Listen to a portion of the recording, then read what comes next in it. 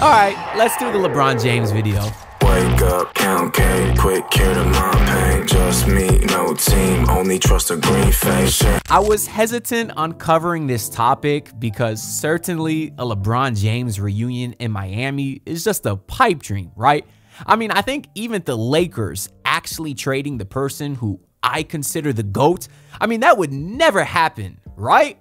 I mean, except for the fact that it might. Hey, Vsauce, Michael here. I already know I'm gonna get some comments saying, oh, how can you say LeBron is the GOAT when Jordan is 6 for 6 and he's not even better than Kobe and blah, blah, blah, blah, blah. Like, I'm not gonna get in a GOAT debate with you. I hate the GOAT debate.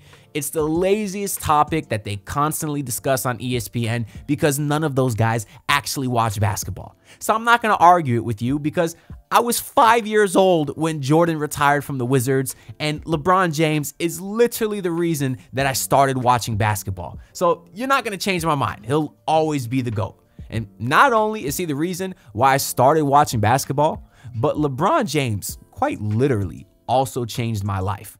Believe it or not, I used to hate sports. I remember being in middle school and like the only players all time that I knew was Kobe, Shaq, Wade, LeBron, and Jordan. That was it. I remember playing Call of Duty and thinking, this game is awesome. Anybody that plays 2K or other sports games, those people are dumb, you know? Like, unfortunately, I was only 8 years old when the Heat won in 2006. And the only things that I remember about that is I remember being on vacation during the finals. And I remember my dad watching game 3. The Heat were already down 2-0 in the series. The Heat were down double digits in the fourth quarter. And my dad, he went to bed frustrated. He's like, oh, the Heat are going to lose this series. Next thing he knows, he wakes up in the morning, saw Dwayne Wade scored like 24 fourth quarter points, and he ended up winning and actually not losing a game the rest of the series. So my dad, believe it or not, took credit for that game 3 win in 2006 because he said as soon as he shut the TV off is when the Heat went on a run. So shout out to him. I remember that. And then I also remember watching the parade a little bit with him back in 2006. But outside of the Heat, I mean, all the other local teams sucked when I was growing up. The Hurricanes and Marlins, they won a couple rings when I was a baby. The last time the Dolphins won a playoff game, I was 2 years old, right? So although my dad was a diehard Miami sports fan from the time when he was growing up, none of the other teams were good when I was growing up. Not enough to make me interested, at least. That, of course, is until something called The Decision, which actually was 15 years ago to the day, a couple days ago. So, of course, a lot of people were reminiscing on that. I had a lot of friends remembering where they were. They were all screaming and stuff. And me, I don't know what I was doing. I probably was playing Guitar Hero somewhere, wondering what the hell a Chris Bosh was at the time.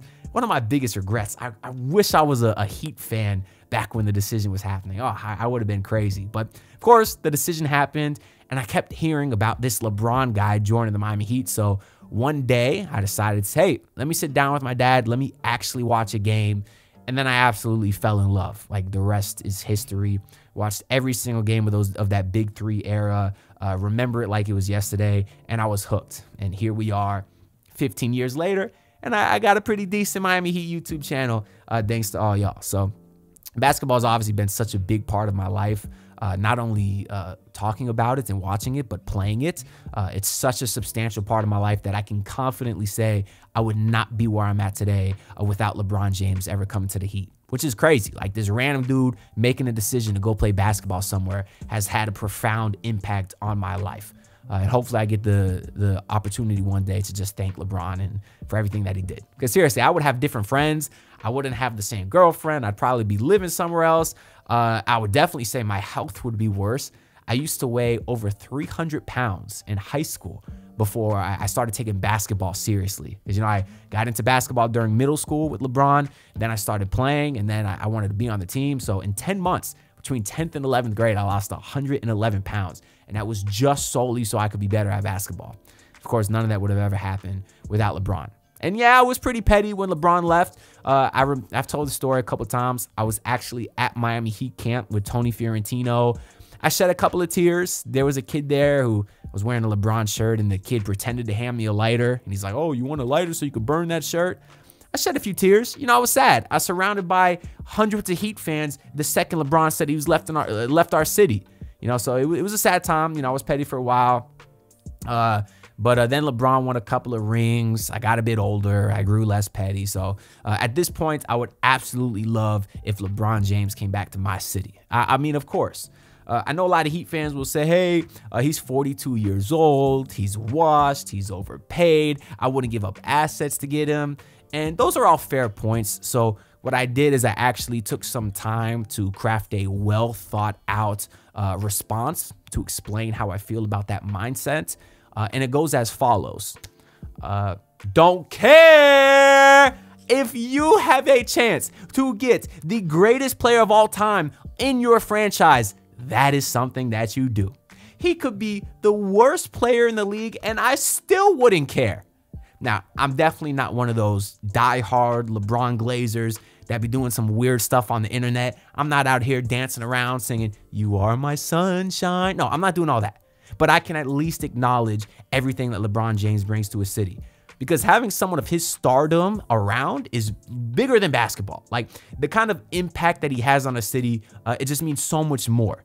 We're seeing it with Messi. Look what Messi's doing. He came to Miami. Now they're building this huge shopping center, stadium, Freedom Park. Like, it has a tangible impact in the city of Miami and just general South Florida that you can feel. So that's why I would love LeBron back, for those reasons too. But even outside of that, like, LeBron is not a bum, okay? I still believe that he is one of the best players in the entire world. I don't actually think that part's debatable. You can't debate that he's a top 10 player in the world at the very least. You can debate where he ranks. Me personally, I like to rank guys based off who I would choose to have in a singular playoff run. Not going forward, but like if there's one playoff run right now, because I value the playoffs. That's why I don't like James Harden, Paul George. No, I like Jimmy Butler. We're in the new setup. I got the Jimmy Butler jersey up because I still rock with Jimmy. He's a playoff riser. That's what I value. So if I have to choose guys that I would choose in a playoff run right now, I'd probably go Jokic 1, Giannis 2. I'd probably go Luka and Shea 3 and 4. And at 5, I'm probably going LeBron. To this day, if I had one playoff series, I probably would choose LeBron 5th.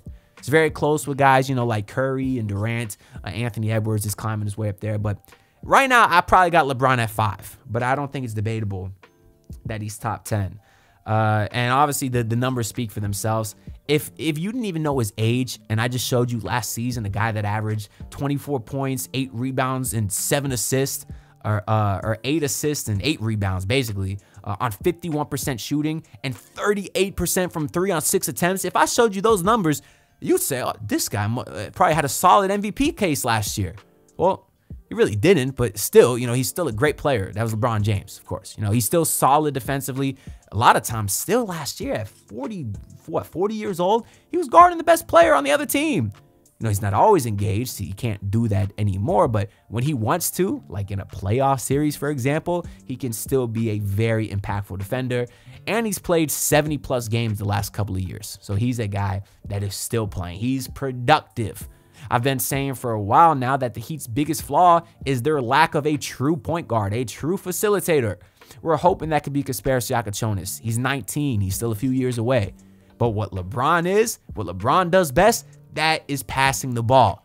He still has elite IQ, elite vision, and those are things that you don't lose with age. So he'll still be able to do that at an elite all-time level for as many years as he wants to, truthfully. Obviously, he may only play in the NBA 1 or 2 more years, but that'd be fine with me. I don't care. Get a 2-year championship window. Because right now, who knows how far the Heat are away from another championship window, And I think the Heat would have that. With LeBron, they could have a starting lineup of Tyler Hero, Norman Powell, Braun, Bam, and Ware. You give LeBron spacing of Hero and Norman, he loves to play with his shooters. We saw Bam Adebayo close out last season shooting like 40% from 3 on the second half of the year. Khalil Ware's out there with this beautiful new jump shot in Summer League, just making it rain all over the place. LeBron would have incredible spacing. He'd have great lob threats. He'd have Bam Adebayo and Khalil Ware to help defensively inside. And he would also have Bam Adebayo to guard the best perimeter player on the other team. Just like we saw a little bit with Anthony Davis. Then they traded him for Luka. Boom, LeBron's guarding the best player again. Unless you want Rui Hachimura to do it. Like, no, LeBron was doing it. But now we'd have Bam Adebayo. So in the East, that's clearly a team that I'd say is a finals team. I would even say they're the favorites to go to the finals, truthfully. The Cavs, bunch of choke artists. You got, Tatum hurt, Dame hurt, Halliburton hurt. Like, next year would be the year to go all in. And also, it'd be really cool to get LeBron on his retirement tour. Assuming he retires with the Heat, I could see him playing 2 years here and then like going back to Cleveland 3 years from now and as a retirement tour. But if he stays, it'll be cool to see. I was fortunate enough to go to several games of Dwayne Wade's retirement tour, and just the atmosphere is unmatched.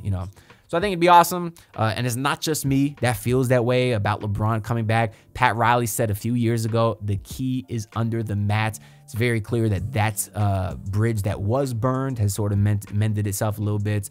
Even in his most recent press conference, from the offseason, Pat Riley said that he's willing to manage an aging star, specifically referenced LeBron James. We thought he might be talking about KD. Then we thought maybe DeRozan. But maybe he was talking about LeBron, truthfully.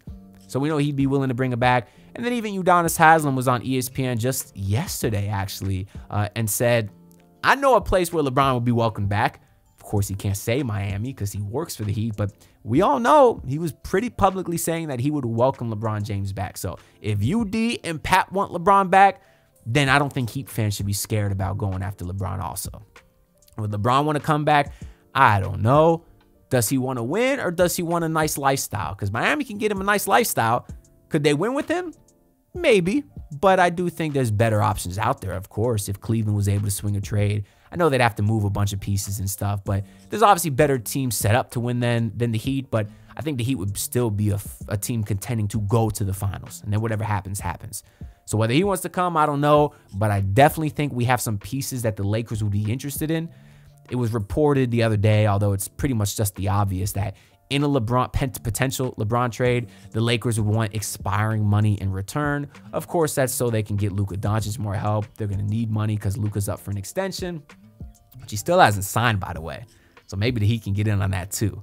I would hate to not get Luka because we already got LeBron though, and I don't know, I think those guys have a good relationship. It would just be funny to see that LeBron left the Lakers and then they both came to Miami. I just can't see that happening. It did also seem like LeBron was a little salty that Lakers management happened to tell Luka about the sale, but not tell LeBron about the sale of the team. So I don't think LeBron should have resentment towards Luka about that, but I don't know. But either way, not very many teams have that much expiring money to match LeBron James' $52 million. I think I saw a report that it's just the Clippers and the Heat.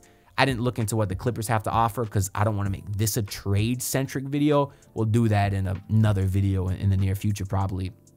But a rough example of what a trade with the Heat could look like is the Heat get LeBron, Gabe Vincent's expiring, and then Bronny James. And then the Lakers get Wiggins, Terry, Haywood, Jaime Jaquez. And then we can offer as much as 4 first-round picks. I just put 3 in here, but whatever. I'd probably even trade a first for LeBron because he's LeBron. Would it be a dumb move in terms of making a good basketball team?